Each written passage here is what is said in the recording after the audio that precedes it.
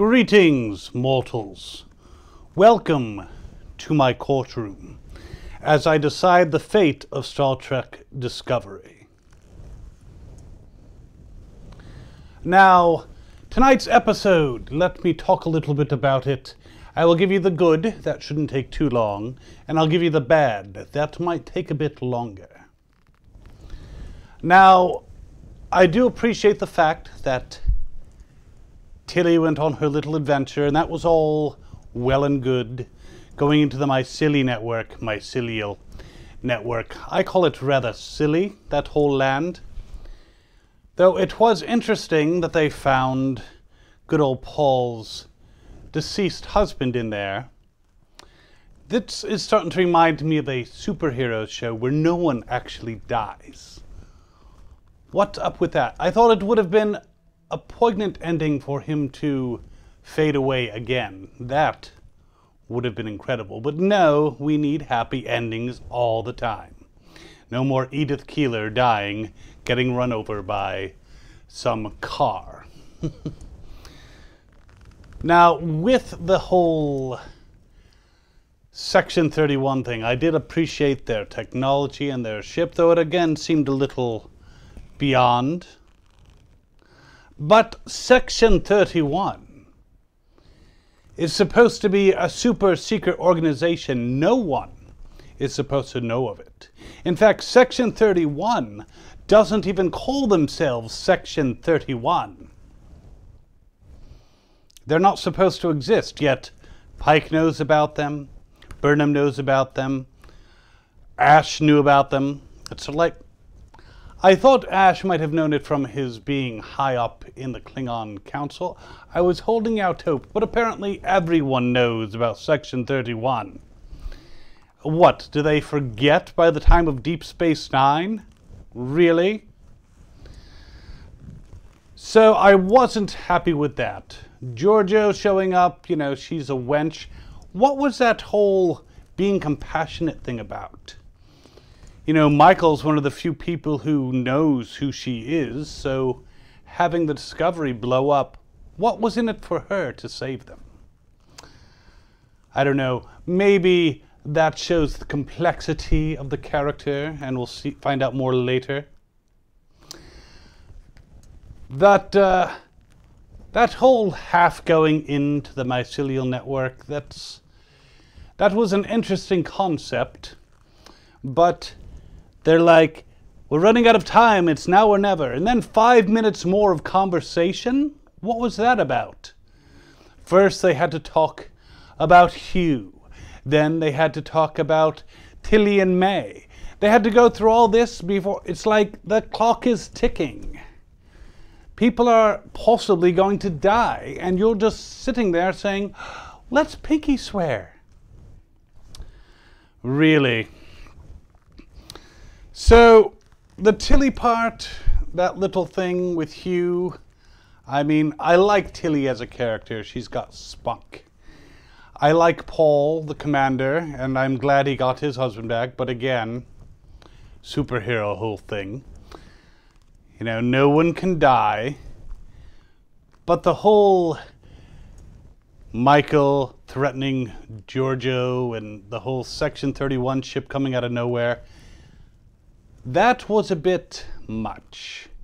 Do they know what Section 31 is? Are they just going to the continuities and stealing the best parts and perverting them for whatever storyline purpose they have? Discovery, after last week taking care of the whole holographic communication thing, though they still use it on Discovery, they took care of it on the Enterprise, and taking care of possibly saying we're not going to go into the mycelial network anymore, so we're going to get rid of this spore drive, which is so far advanced and can send them to visit the Borg just like that, which, you know, I did once, but that was in the future. It's really disappointing that they took such a step backwards and ended up perverting the whole purpose of Section 31. Anyways, hello Philip. Greetings, mortal. I hope you could conceive and conceptualize what my superior words have been as they enter into your brain with that primitive device you actually call a brain. So, what are your bland thoughts on this episode? Which, again, all this rush to find Spock, and we still haven't seen Spock. I thought that was a bit... they're just dragging it out. At least they've got his rank correct at this point in time.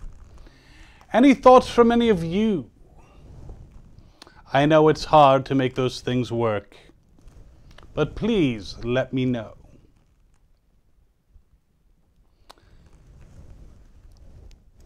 I don't see any of Gary Seven's cats. Oh, here's one.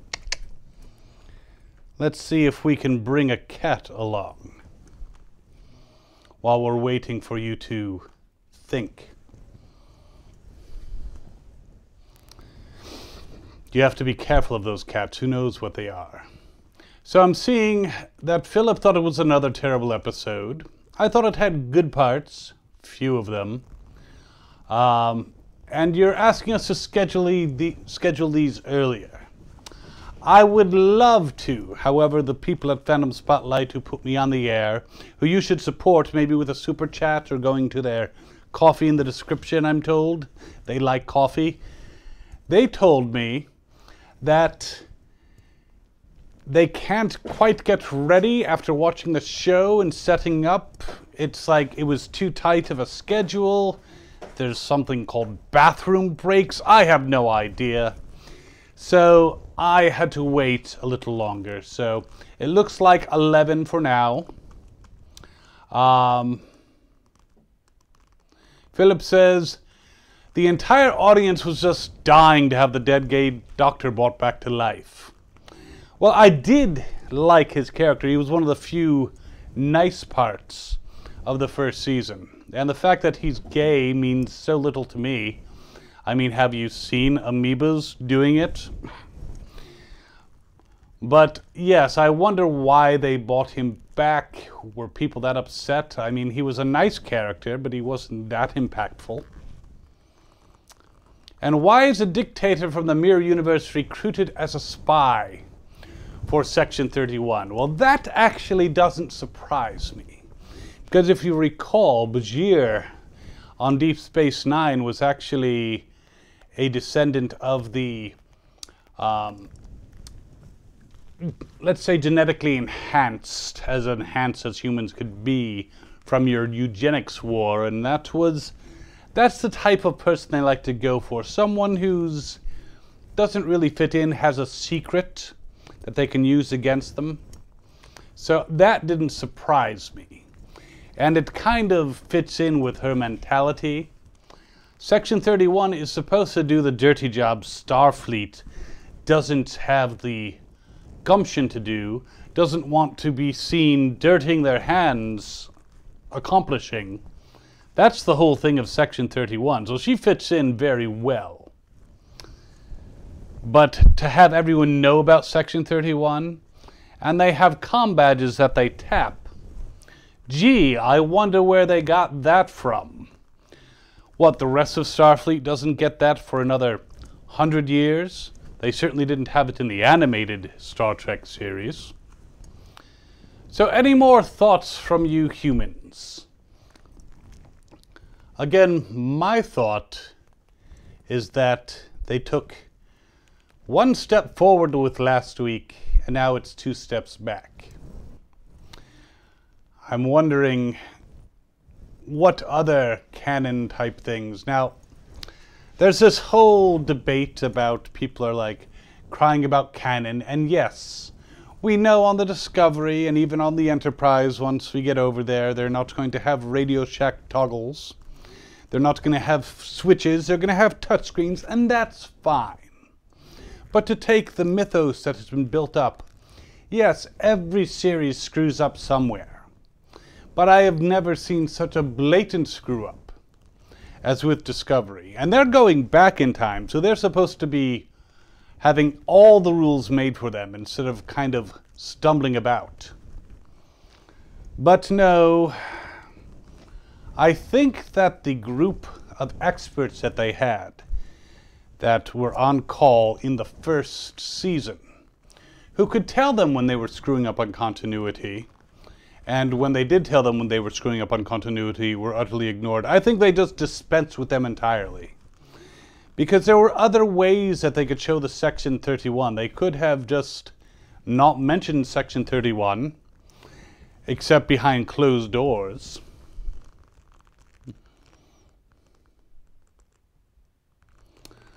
Philip says he doesn't have much to say after this episode, and he doesn't know how many times he can say how much he hates the show. And Burnham, I have to say, is not my favorite character. She has these very dramatic voiceovers in the beginning and at the end of each episode. And I know she's supposed to be the main character, but she never seems to connect emotionally with the audience. And at least in previous Star Trek series, it was Captain's log, stardate 489731. We are going into the Romulan neutral zone to see if the Romulans are picking their noses. It was something, but it was a log. It wasn't this dramatic voiceover. We are different types of people. Officer, crewmate, or officer, crewmate, widow.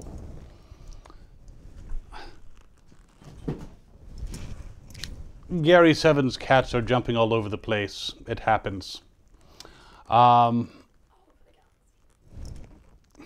Yes, these cats get around.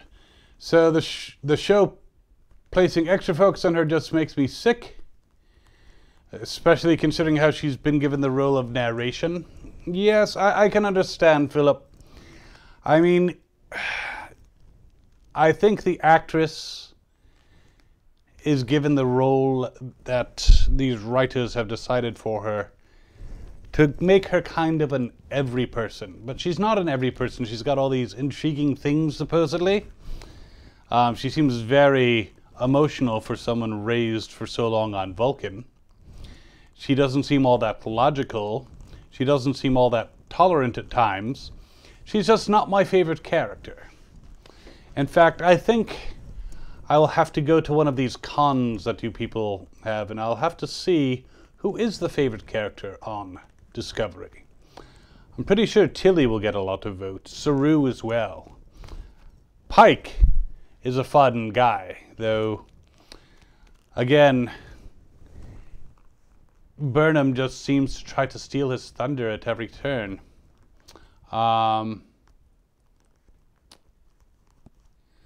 Blade Runner 2049, that is one of your mortal movies that I have not experienced yet. I'll have to check that out. She is smiling more. Is that Vulcan? Burnham's smiling more. I don't know. I still think they've got to tone her down with the drama, because everything is all drama. And she said she was going to explain to the captain about Giorgio and, you know, what's going on and what's going on with Ash. And I wish we'd seen it this episode. Maybe we'll see it next episode, as they're going to take care of Saru's planet. That seems interesting. Philip is so burnt out on the show to the point where it becomes a game of find the worst part of the episode rather than what was enjoyable. Can I ask a question, Philip? If you hate it that much, why are you watching it? I mean, it's $5.99 or $9.99 a month that you're paying to watch this show that you hate? Is it? I mean, I get to pick on it. What? I mean, you get to pick on it here, too. And I don't think that the person who thought it was a good idea should be thrown off of a tall building. I mean, listen to yourself. That's a writer. That's a human being. I mean, do we need to threaten people with violence? I think maybe they should have a talking to and maybe be turned into a tribble for a couple hours, but nothing permanent.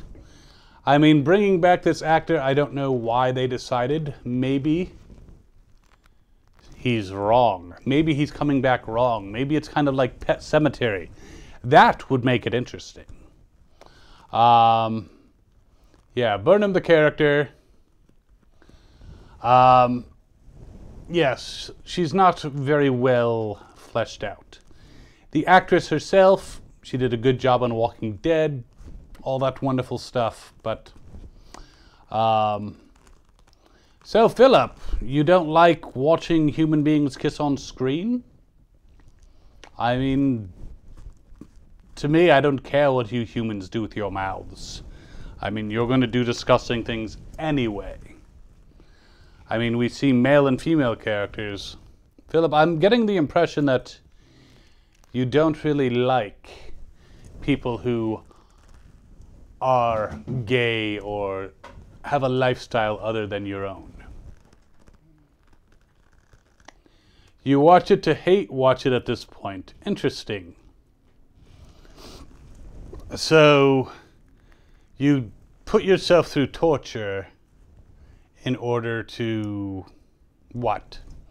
Isn't that called, what, BDSM, masochism, something like that? You humans have odd notions. Sebastian, yes, there's so much Trek coming, but a Section 31 show, if it was super secret, would be better in keeping with canon. The animated shows might be better characterized than with Burnham. And, yes, Picard. I'm looking forward to seeing Jean-Luc again. In fact, who knows, I may show up in an episode. Of course, you may not even know I'm there. But hopefully we can get some better Trek. I mean, the storylines, again, if they had placed them at a different time, it would be fine. You know, maybe they could even have it set in the future and it could still be Pike. I love Pike. Pike is a much better captain than, well, I won't say better than Jean-Luc because he would get quite mad at me, but I like his charisma. He's one of the better captains, and he could have been on Talos 4 for all those years and then restored to health through something. Maybe I would have done it.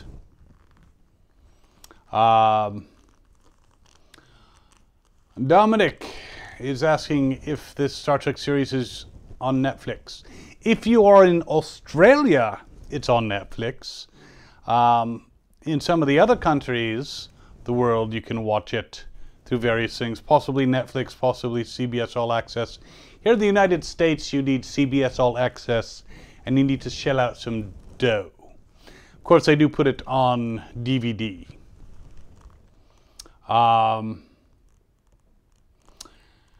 Sebastian, thank you. I'm sure I'll show up, whether you see me or not in Picard. Well, you never know who I could be. I could be anyone.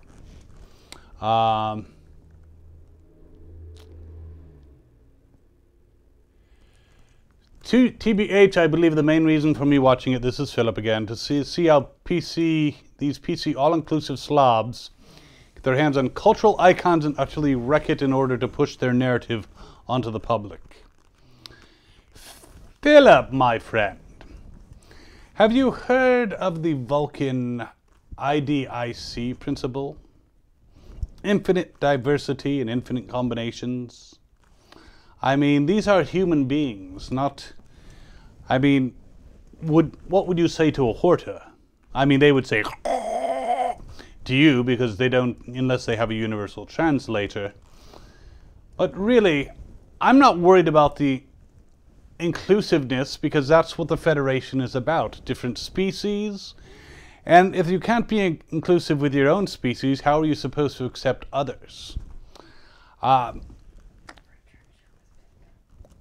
Every Trek show has always pushed the bounds of society. So I have no problem with having a gay couple or having a bisexual character or a trisexual character. Have you ever met Captain Jack? Wonderful fellow. even I find him somewhat attractive for a human.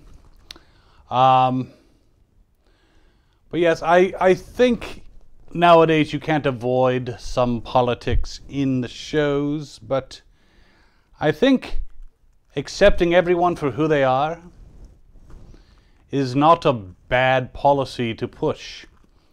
And I hope, Philip, you can come to appreciate that one day mankind will be out among the stars and they're going to meet races that are so different that they make the differences between humans seem totally insignificant, because they are. Okay. Sebastian hopes that they wrap up Discovery at 3 seasons or 2 and do a Pike show. Yes, I would love to see Pike on the Enterprise, maybe leading up to, well, then they'd have to actually, if they kept it going, they'd have to actually show the accident that put him in that chair. And that would be horrific. I don't think they're going to take it that far. Or maybe they'll do some kind of time thing.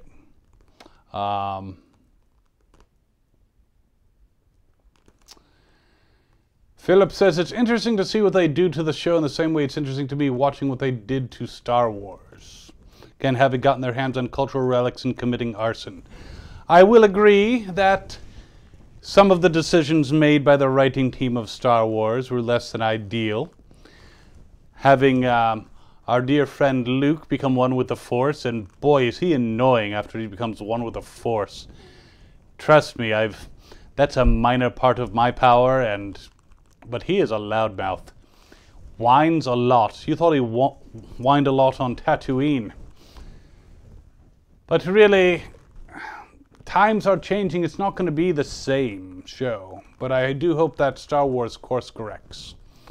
And I just wish they would just say Star Trek Discovery is a reboot entirely, as they did in that wonderful song. What was it? 25,600 reboots. That's what we're getting. Philip, you just don't like the inclusiveness up to 11? I don't think it's been recently up to that, but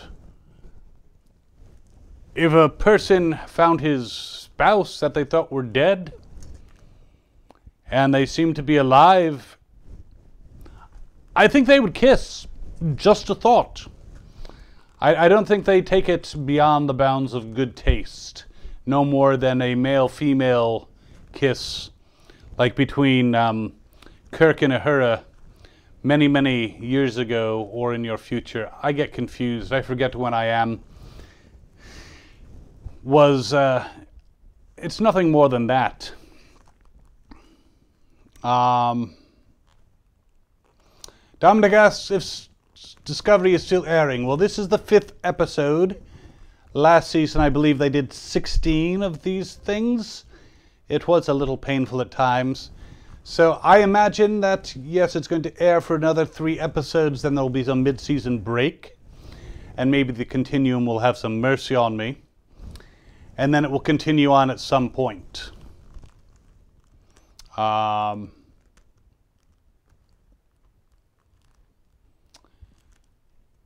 Sebastian says Star Wars needs to be destroyed so it can be reborn, is how he sees it. So we will get good Star Wars movies. Well, I'm actually still upset about where the hell is Mara Jade. I really enjoyed that universe, and they just took a sharp left. And why aren't Han and Leia married and, 3 kids? And Ben is supposed to be Luke's son. And he doesn't go bad. Of course, Jason, well, we won't get into him. Yes,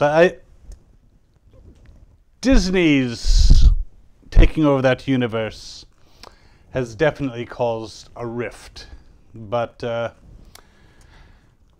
thing is, no matter what they do, the original movies are still the original movies. Provided you can find the ones that George Lucas didn't bastardize. The David Benoff and D.B. Weiss, are these you say GOT, Game of Thrones writers, Are these immortals that you know? Yes, they're doing a trilogy, which will be epic, that you hope. I hope so too. I mean, happy humans tend to destroy less of the universe, so that's good. Philip says he's of the opinion these are conscious decisions made by bad actors with the intent to attack and transform culture in such a way as to push an agenda. Please describe the agenda that they're pushing. Please do. And first of all, I don't think it's the actors. The actors, they do these things called reading scripts. So it would definitely be the writers and the producers, you know, planning out the show. But I'm just curious.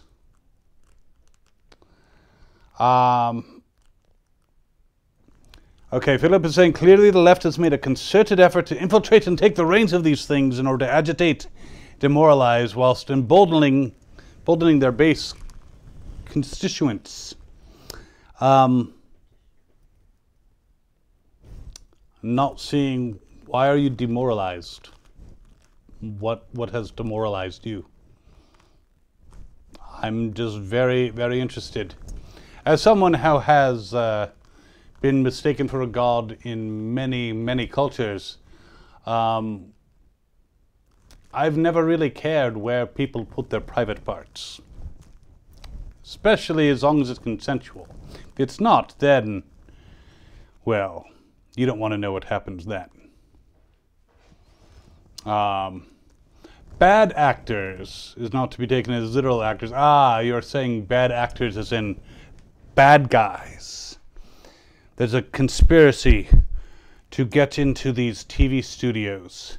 Yes, I can see it now. And show people in different relationships being happy. My God, the horror. Yes, clearly. Philip, I think that I can appreciate your point of view. I don't think we're going to agree on this particular subject. But I would, if I were you, definitely look more into the Vulcan IDIC principle. And there is this thing that, what is it? Love is stronger than hate. Even for humans, that is true. All right, so where are we at with this stream? I've been babbling along for how long? Too long? For about half of one of your Earth hours.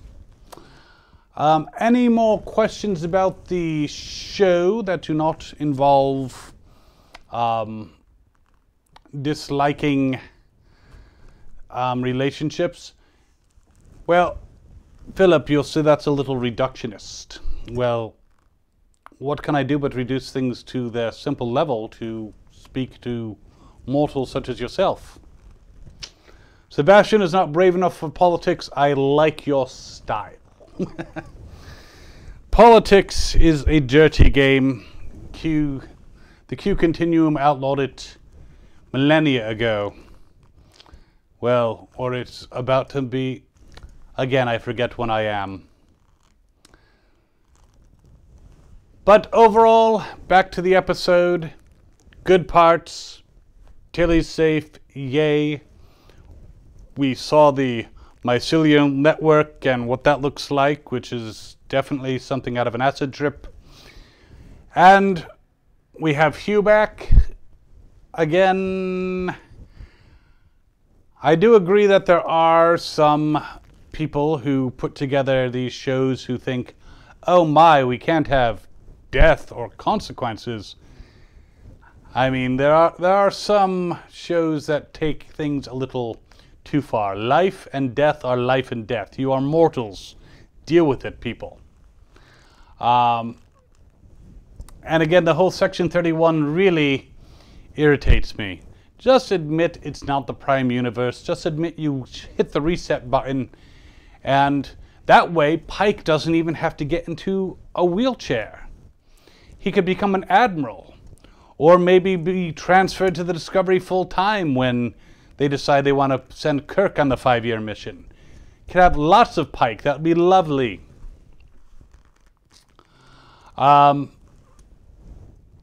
Yes, Sebastian, the Orville. Now that universe is quite interesting. I find it much more pleasing and much more similar to the spirit of the original Trek. Talentless Tilly. I think she has talent. I think she's very bright. I think she's a geek. And I know a lot of geeks. And she acts just like one. So I think she's a little socially awkward at times. I've never met a geek who was socially awkward. Oh yes, many of them are. Again, I actually like Tilly. Philip, this is on your planet and this region. It is what's known as a free country at the moment. So you are welcome to think she is talentless. I don't agree. Dominic is asking, is Kirk's Enterprise used or a different one? Well, it is a Constitution-class starship, the Enterprise that we've seen. It is not the main ship. The USS Discovery is the ship that is being flown about. And apparently it was damaged very badly, so Pike has been temporarily transferred to command the Discovery. So they're not on the Enterprise, but that Enterprise is supposed to be the one that becomes Kirk's, probably after a few refits. Maybe they'll have red doors on the elevators.